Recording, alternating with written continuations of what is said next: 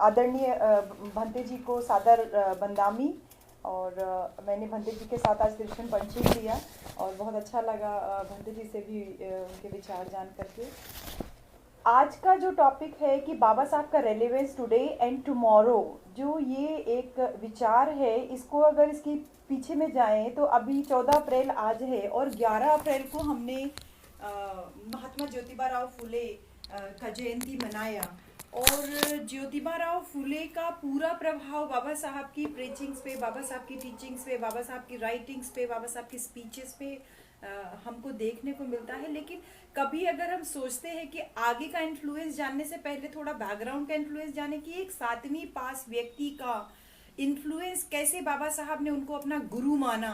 तो जो क्रांति का काम किया ज्योतिबा राव फूले ने, एक 7वीं पास व्यक्ति ने इतना बड़ा विचारधारा 21 साल की उम्र में प्रचारित किया कि कैसे जो वो पिछड़े समाज से आते थे ज्योतिबा राव फूले जी, और किस तरीके से उनके साथ जब भेदभाव हुआ तो वो ये सोचने पर मजबूर हुए कि जो डाउन ट्रॉडन, मुझसे भी ज्यादा जो डाउन ट्रॉडन है, उनके साथ तो मुझसे भी ज्यादा गया गुजरा व्यवहार हो रहा है। फिर वो उस समस्या की जड़ में गए कि इसका कारण क्या है कि हमको सदियों से जो अशिक्षित रखा जा रहा है, हमारे मन में भय बैठा के रखा हुआ है भगवान का, कर्म कांड का, स्वर्ग नरक का, और बहुत सारे पाखंड का जो हमारे अंदर भय बैठाया हुआ है, ये इसी वजह से है क्योंकि हम शिक्षित नहीं हैं। और इसलिए 21 साल की उम्र में जो, जब हमारे यहाँ अभी अगर हम आज की जनरेशन की बात करें तो आज के जनरेशन तो हाई स्कूल पास होता है तो आजकल पेरेंट्स भी बहुत अच्छे हो गए। वो बोलते हैं बेटा पहले तो हम लोग थे तो छोटा साइकिल वाइकिल से भी अगर काम चल जाता था तो बहुत बड़ी बात होती थी कि पापा साइकिल ला के देंगे, तो इंतजार करते करते हाई स्कूल बीत जाता था, इंटर बीत जाता था, लेकिन पापा साइकिल ला के नहीं देते थे। लेकिन अभी का सिचुएशन बिल्कुल हमें एकदम अलग दिखाई देता है। 7वीं 8वीं तक आता है बच्चा, स्मार्टफोन ले लेता है, उसके बाद फिर बाइक दिला देंगे, फिर स्कूटी दिला देंगे, और फिर ये वो। और 21 साल का युवा बिल्कुल जो सामाजिक समस्याएं हैं उससे बिल्कुल अनभिज्ञ रहता है, स्पेशली बहुजन बहुजन समाज का। मैं दूसरे समाज में बात करूं तो वो लोगों का दिन रात बहुत सारा मूवमेंट मिशन हर एक तरीके का चलता रहता है। घर में उनके महापुरुषों की तथाकथित पूजा होती है तो उनका मिशन मूवमेंट उनके बच्चों तक पहुंचता है, लेकिन हम फेल हो जाते हैं इस ग्राउंड पे। तो 21 साल की उम्र में महात्मा ज्योतिबा राव फूले के दिमाग में जो क्रांति आई कि मैं शिक्षा के द्वारा जो है ये जो भेदभाव उच्च नीच पे आधारित व्यवस्था है इसको मैं तोड़ फेंकूंगा, इसको ध्वस्त कर दूंगा। और उसके बाद अपनी पत्नी को पढ़ाया और घर छोड़ करके विद्यालय की स्थापना की 1848 में, और सत्यशोधक के समाज के माध्यम से उस पाखंड आधारित व्यवस्था को तोड़ने का काम किया, ध्वस्त करने का काम किया कि आप समाज ऐसा बनाया हुआ था कि अगर एक ब्राह्मण से आपने कर्मकांड नहीं कराया, शादी विवाह मुंडन संस्कार नहीं करवाया, तो आप नर्क में जाओगे। उस व्यवस्था को तोड़ने का कार्य जो ज्योतिबा राव फूले ने किया, और उसके बाद उस व्यवस्था को जब आगे बाबा साहब पे हम आते हैं तो बाबा साहब के ऊपर जब उसका प्रभाव सीधा दिखाई देता है कि बाबा साहब को भी इस समस्या की जड़ में यही दिखाई दिया जब वो ग्रेजुएट हुए और उसके बाद बड़ौदा के महाराज के यहाँ जब नौकरी पाए, तो उनको भी ये समझ में आया कि इतना शिक्षित होने के बावजूद उनके साथ जो भेदभाव हो रहा है उसके पीछे सिर्फ हमारा समाज जो शिक्षित नहीं है। और पूरा जिंदगी उन्होंने शिक्षा, इतनी शिक्षा स्वयं ग्रहण की और बाकी सारे लोगों के लिए डोर्स ओपन किए कि जो वो आगे आए। और आज मैं अगर अपनी बात करूं कि BHU जैसी इंस्टीट्यूशन में if I am a professor, it is only because of Baba Saheb doctor BR Ambedkar. नहीं तो मैं तो ये बार बार अपने लोकल लैंग्वेजेस में बोलती हूँ कि अगर बाबा साहब का संविधान नहीं होता तो मेरे जैसी महिला, मैं सारे समाज की महिलाओं की बात कर रही हूँ, उसमें कोई जाति विशेष की महिला की बात नहीं करेंगी, मेरे जैसी महिलाएं BHU में प्रोफेसर तो क्या झाड़ू पोछा की नौकरी लायक भी नहीं होती। It is only because of his continuous endeavor and because of the Hindu code bill, because of the constitution of India, that I am regarded as a citizen, I am regarded as a human। तो relevance हर एक कदम पे, हम जब से जन्म लेते हैं, specially हम औरतों की अगर बात करें तो हम जब से जन्म लेते हैं हमारा हमारा जो अपब्रिंगिंग है वो बिल्कुल एक जैसे सदियों की व्यवस्था थी। हम 3500 साल से हमको शोषित रखा गया और औरतों को एकदम शूद्रों के, नीच लोगों के बराबर व्यवस्था में रखा गया और उनको बिल्कुल भी पढ़ने लिखने का कोई अधिकार नहीं दिया गया। ऐसे में जब हमारे महिलाएं जब थोड़ा बहुत पढ़ रही हैं, आगे बढ़ रही, लेकिन फिर भी वो कहीं ना कहीं वो प्रभाव अभी भी उनके ऊपर दिखता है। ऐसे में बाबा साहब की प्रासंगिकता, जो रेलेवेंस है, वो बहुत ज़्यादा बढ़ जाती है। क्योंकि सीधे सीधे जो कबीर का, ज्योतिबा फूले का प्रभाव, संत कबीर का प्रभाव बाबा साहब पे देखने को मिलता है। क्यों कहते हैं कि जब आप ह्यूमन होने में आपको इतना ज़्यादा जो है परेशानी हो रही है, एक इंसान पैदा होने में आपको इतना परेशानी हो रही है, तो कैसे जो है कैसे हमको तो कोई महात्मा कैसे बन सकता है, कोई महात्मा कैसे पैदा हो सकता है? जब हम इंसान नहीं पैदा हो पा रहे, हम महात्मा कैसे बन सकते हैं? तो एक एक प्रभाव जो है वो बिल्कुल सामान्यतया दिखता है कि जब औरतों को उन्होंने मानव के दर्जे पर ला करके खड़ा किया बाबा साहब ने, तो एक बहुत बड़ा ये एक उनके लिए चैलेंज भी था कि जब औरतें जब थोड़ा बहुत पढ़ भी रही हैं, आगे भी बढ़ रही, स्वतंत्रता संग्राम में भाग भी ले रही है, और फिर उसी समय पे बाबा साहब के बिल्कुल विरोध में आकर के खड़ी हो जा रही है कि आपने अगर हिंदू कोड बिल हमारे लिए लिखा है तो इससे हिंदू धर्म की क्षति हो जाएगी। और एक ऐसी व्यवस्था जिसको ध्वस्त करने का प्रयास बाबा साहब कर रहे थे, तोड़ने का प्रयास कर रहे थे, औरतों को मानव के समकक्ष लाने का प्रयास कर रहे हैं, वहां औरत ही आकर के उनके विरोध में खड़ी हो रही है। तो सोचिए कितना ज्यादा जो है अभी हमें बाबा साहब को पढ़ने की आवश्यकता है। और इन्हीं सब बातों से प्रेरित होकर के मैंने अपना एक स्टूडेंट को पीएचडी करवाया, feminist aspects in the writings of Baba Saheb, कि महिलाएं कम से कम इस बात को समझे, इस बात को जाने कि आपके लिए कितना काम बाबा साहब ने किया है as a whole, as a human, और irrespective of caste and creed, of irrespective of religion of course. और लगातार आगे आने वाले समय में अगर आप आगे बढ़ना चाहते हैं तो आपको बाबा साहब को लेकर के ही चलना पड़ेगा। ये बात महिलाएं समझ लें तो बहुत अच्छा रहेगा, क्योंकि पॉलिटिशियंस तो समझ गए हैं। और मैं ये देख रही हूँ कि महात्मा ज्योतिबा राव फूले का नाम तो बहुत कम कभी कभार सुनने को मिलता था, लेकिन इस बार की मैं देख रही थी पॉलिटिशियंस को, चाहे वो हमारे सम्मानित प्रधानमंत्री जी हो या हमारे उत्तर प्रदेश के मुख्यमंत्री जी हो, सभी बहुत आदर सम्मान से महात्मा ज्योतिबा राव फूले जी का नाम ले रहे थे। और बाबा साहब का नाम तो खैर सभी लोग लेते ही हैं, अब वो चाहे जिस भी वजह से हो। तो ये जो रेलिवेंस है बाबा साहब की दिन पर दिन बढ़ती इस वजह से जा रही, क्योंकि बाबा साहब एक व्यक्ति का नाम नहीं है, एक व्यक्ति का नाम नहीं है, बाबा साहब एक विचारधारा है। वो विचारधारा ऐसे नहीं बनी, वो विचारधारा हमारे महापुरुषों के संघर्षों का परिणाम है। वो संघर्ष जिसको बाबा साहब ने अपने घर में देखा, कबीर का प्रभाव पूरी तरीके से उनकी पर्सनालिटी पे दिखता है, क्योंकि उनका परिवार कबीर पंथी था। लेकिन जब उनको भगवान बुद्ध के बारे में पढ़ने का अवसर मिला बाबा साहब को, तो ये बुद्ध की विचारधारा, उस समय बाबा साहब ने बुद्ध को जब जाना तो उनको ये समझ में आया, अरे बाप रे बाप, मैं तो क्या कर रहा हूँ, मैं तो केवल पढ़ रहा हूँ, लेकिन मुझे अगला काम करना है जो बुद्ध ने काम किया। बुद्ध ने क्या काम किया? हर एक वर्ग के व्यक्ति को, हर एक जाति के व्यक्ति को उन्होंने सम्मिलित किया, धम्म का भाव उनके अंदर आया। अगर हम महामोगलायन की बात करें, सारीपुत्र मोगलायन की बात करें, तो वो एक ब्राह्मण थे, और किस तरीके से वो एक संजय नाम के परिव्राजक के शिष्य थे, और किस तरीके से अपनी वाणी के ही दम पे केवल बुद्ध ने उनको अपना शिष्य बना लिया। और अगर हम कश्यप बंधुओं की बात करें तो 3 कश्यप बंधु थे, गया कश्यप, और मैं नाम भूल रही हूँ, एक गया कश्यप थे, और एक उरुवेल कश्यप, और नदी कश्यप। 3 शिष्य थे। उन तीनों शिष्यों को, जो कि अग्निहोत्र एक करके एक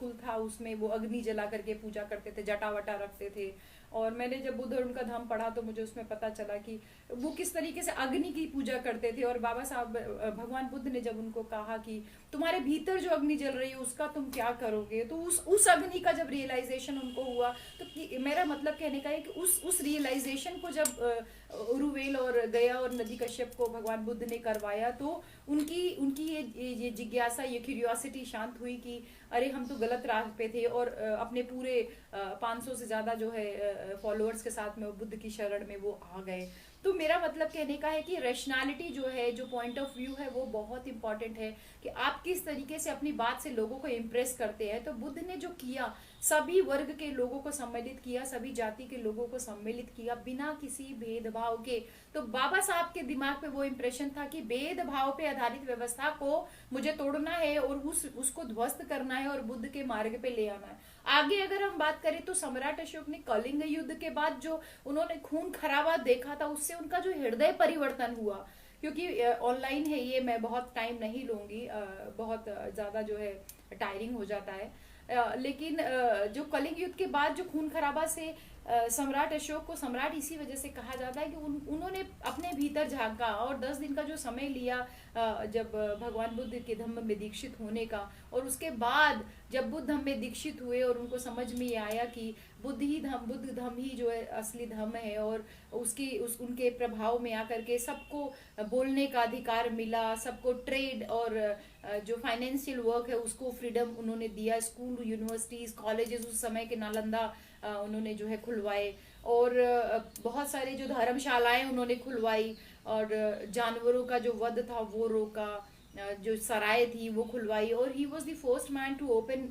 हॉस्पिटल्स फॉर द एनिमल्स। तो ऐसा कहीं इतिहास में नहीं देखने को मिलता है सम्राट अशोक से पहले कि जानवरों की भी किसी को इतनी कद्र थी, कोई उनके बारे में सोचता था, और रात को वेश बदल के वो लोगों के बीच में जा करके उनका हालचाल जानते थे कि मेरे राज्य में सब कुछ सही चल रहा है कि नहीं। उन्होंने मेडिकल रिसर्च को बहुत प्रमोट किया, और सबसे बड़ी बात जो सबसे